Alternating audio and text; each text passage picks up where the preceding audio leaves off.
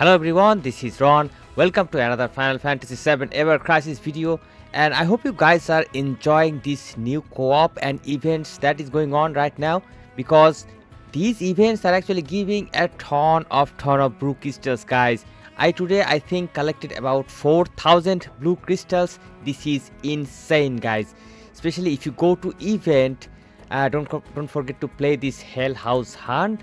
Basically, you can play this in both co-op and solo mode, and you just need to play this once a day probably, because they will give you just one time to play. And if you just play one time, the battle will take, I think, about 2 minutes or so, and you will get 1000 blue crystal from right here by defeating this male character. So this is sick, guys. Now I'm going to today basically talk about this co-op team, and I'm going to share my team that I am currently using. Especially I'm using Cloud as my main damage dealer in the co-op, especially against Bahamut, because Bahamut doesn't really have any sort of weakness. And if we go to this co-op, and let me just quickly show you that if you go to co-op, and Bahamut has a certain fighting style that he will not do small attack, and he will do really huge attacks, and that attacks are kind of hard to survive. And this is why you need to do really quick damage to the boss. And as you can see that basically he has no weakness and no particular resistance, and he has some sigil requirements. However, if you can just do huge amount of damage before he actually does his main big attack, that is the mega flare, that would be the good idea.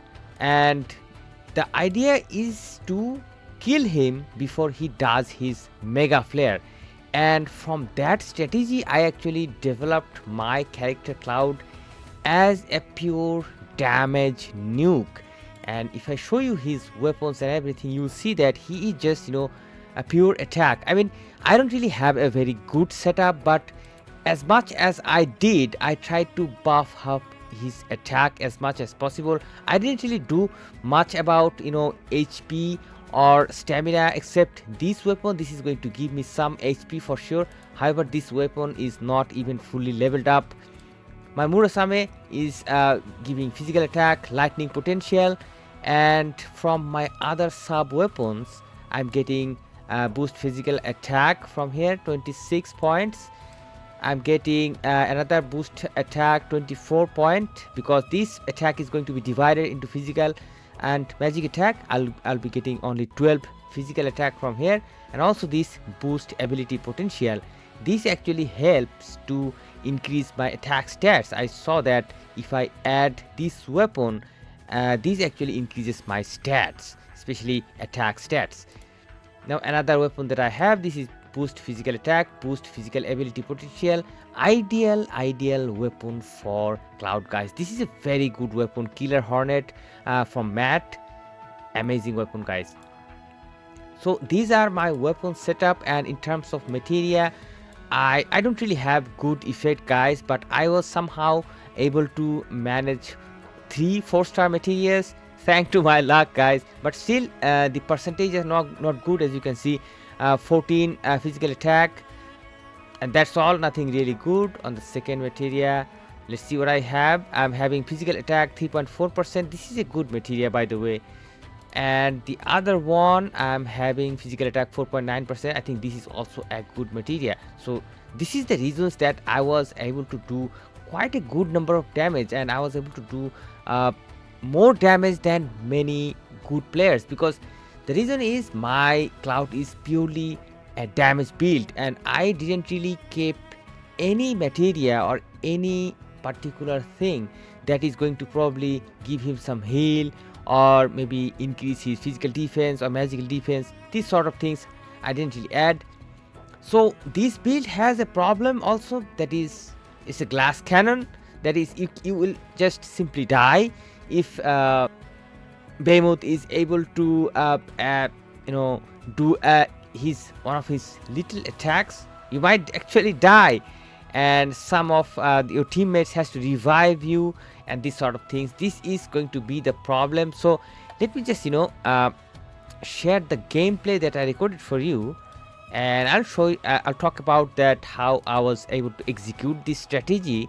And let me just start this gameplay from the very beginning and show you that what are the things going on and what we need to do in order to fight this boss, because he is tremendously strong, guys. If he does his mega flare, you are basically dead. I died many times, guys. His mega flare is kind of unstoppable. Now one thing you see that now you can see in my screen that there is a text called dive bomb. This is one of his small attacks, and this is going to be a single attack, and soon he, as you can see here, he has locked one of my teammates, and this attack is only going to affect him. Now there is no way you can avoid this attack or do anything about it. Just pray that he doesn't target you, and if you target you, basically there's a big possibility that you might actually die unless your level is very high and you have a very high amount of power level. Now let's see if the person dies. As you can see that his HP is highly drowned, but he was able to survive because of his high power level and high abilities, and he was also able to decrease his enemy's attack, also debuff him basically. Now let's proceed further and see what happens. We keep attacking, and I mostly use this auto mode. And guys, one thing you see in the screen that let me just go back a little bit, and you'll see that there is a text called 5 that will appear. This 5 is a timer from the boss. So once this timer starts running on, that means you basically have more or less 75 seconds before the mega flare hits you, unless your team is doing something to interrupt or extend the time. For example, doing a summon or something like that. That's possible. I have seen that this time can be extended, but otherwise if you are not doing something like that, basically after 75 seconds he will do the mega flare. So once you see this text, that means 5, you wait 15 seconds and you see that there will be another text called 4. Then after 15 seconds there will be another text called 3. In this way you understand that how the timer goes on, and at the final stage you'll see that after stage number 1 there will be another timer. I'm going to show you, but let's see that it's going further. Time has been started. Let's go.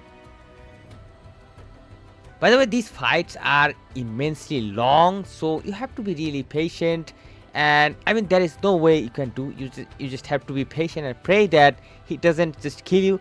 Now as you can see that 4 has been we saw the text 4. That means the mega flare is getting close. Now one thing one of my teammates did, he actually did this summon, and this summon will do one thing. This is kind of going to reset the boss's time, because without this use of summons he would have done this mega flare within 75 seconds, but in this case you will see that he will not be able to do within 75 seconds because of that extra summon ability and the extra time duration. I think something happens that makes him take longer time than usual. Watch these, guys. Let's see. His most attacks are very dangerous, guys. Very powerful, and what a gorgeous beast he is. I mean, I don't even know what to say about the design and the details. I forgot to even react about it because this is so insane. This game mode is so insane. And as you can see, guys, 3 has been pronounced, so we are even more closer to this mega flare. And 2, finally 2 is here, so we basically have 30 seconds more before the mega flare process starts. Oh my god, this is insanity, guys. This is such an exciting co-op battle in my opinion, guys. each and every battle today I enjoyed a lot, I played a lot, and as you can see that my teammate once again did the summon. These summons really helps during the co-op, guys. It doesn't matter what damage you are doing. As you can see that he will not be able to do too much damage. 23,000 damage is actually not too much. Now you see that the Mega Flare has started this 1 number phase. That means once you see this one text, that means after 15 seconds the final timer will start, and that will also last for 15 seconds. That means you all have 30 seconds before the Mega Flare hits you, and if you can kill this boss within these 15 seconds, 30 seconds, if you can kill the boss, you are saved. If you are unable to kill him, basically you are dead. Now let's see what happens in this case. Now we all have 30 seconds, guys. This is a sick time race, and oh my god, it gives me such an adrenaline rush. I totally enjoy today's co-op, and I think next time I'll be streaming probably in Twitch, because this was insane, guys. Now you can see that. Let me pause the screen and show you. There's a timer on the head of the boss. As you can see, there's a circle, and the circle is gradually filling up, and it will I think take around 15 seconds or so, more or less, to entirely fill up the circle. So once the circle is filled up, the boss will be prepared for the Mega Flare, and he will cast the Mega Flare. It is going up, going up, going up. Oh my god, we are so tensed. And now one of my teammates has summoned ability. He has summoned, and probably he is going to kill him with this summon, because only a little bit of HP is left.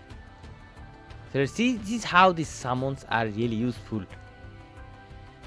And as you can see that the damage number was really low, that's why he wasn't able to actually kill the boss, and there was a high amount of risk, because if the timer runs out before the boss's death, he will just straight away throw the Mega Flare and kill us all. So this is how this entire thing works, and I hope you'll be able to kill the boss before he throws his Mega Flare. And this is why, guys, I talked about in my previous video that working on the summons in the proper way and aligning the summons in the proper way is highly important. And as I showed you in my gameplay that a couple of times that particular player used the summons. I know why he was doing. He was simply just doing to interrupt. But just for example, that the summon damage numbers were really low compared to the ability of the player's character Sephiroth. Now the reason is Sephiroth was using some other costume or other weapon which has nothing to do with lightning, which is the main deal actually to increase the damage of Ramuh summons.